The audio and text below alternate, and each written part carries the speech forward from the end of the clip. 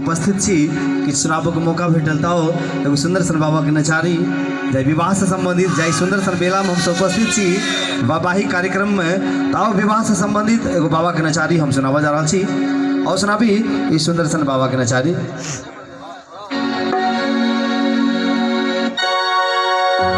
के बहिना कोना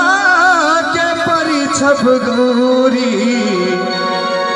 बुढ़वा बर गे होइए हमरा डर गे ना के बहिना कोना के परिछब गौरी बुढ़वा बर गे होइए हमरा डर गे के बहिना कोना के परिछब गौरी जोगिया बर गे होइए हमरा डर गे ना अब तो होइए हमरा डर अब लागैया हमरा डर अब तो होइए हमरा डर अब लागैया हमरा डर के बहिना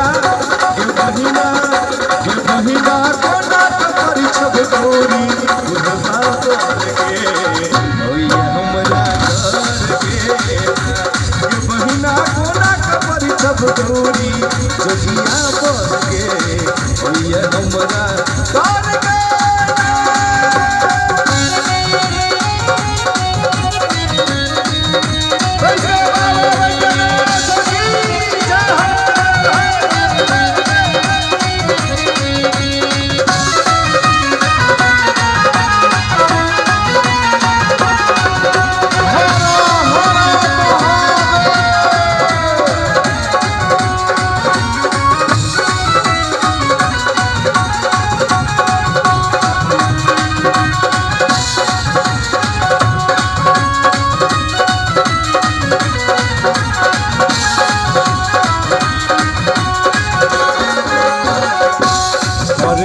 चुटकल गाल बुढ़वा देखै में कमाल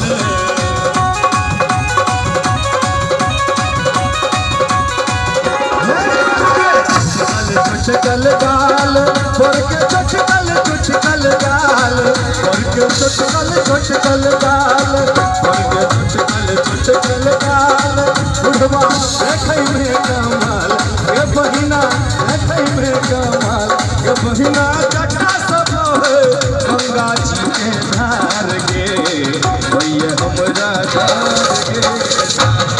बहिना परिछब गौरी जोगिया बर गे होइए हमरा डर गे।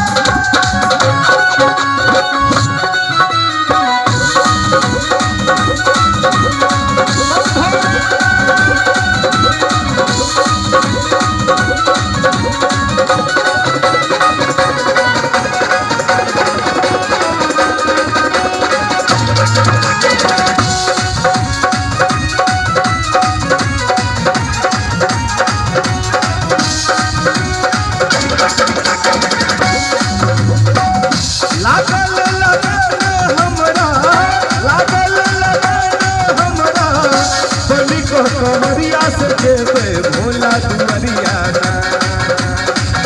लागल हमरा बनी को कमरिया से जेबे भोला दुआरिया जेबे बतावा नगरिया कटबो करते कंकरिया से जेबे भोला दुआरिया कटबो करते कंकरिया से जेबे भोला दुआरिया लागल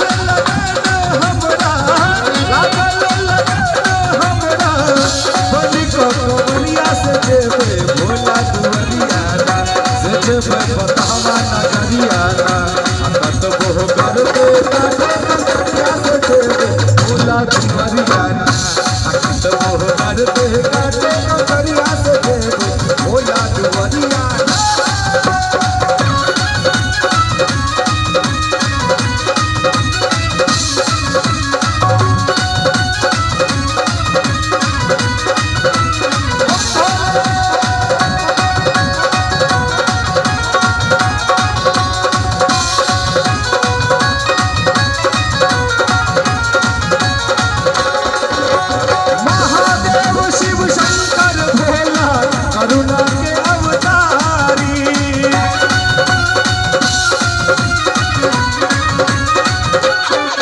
महादेव शिव शंकर भोला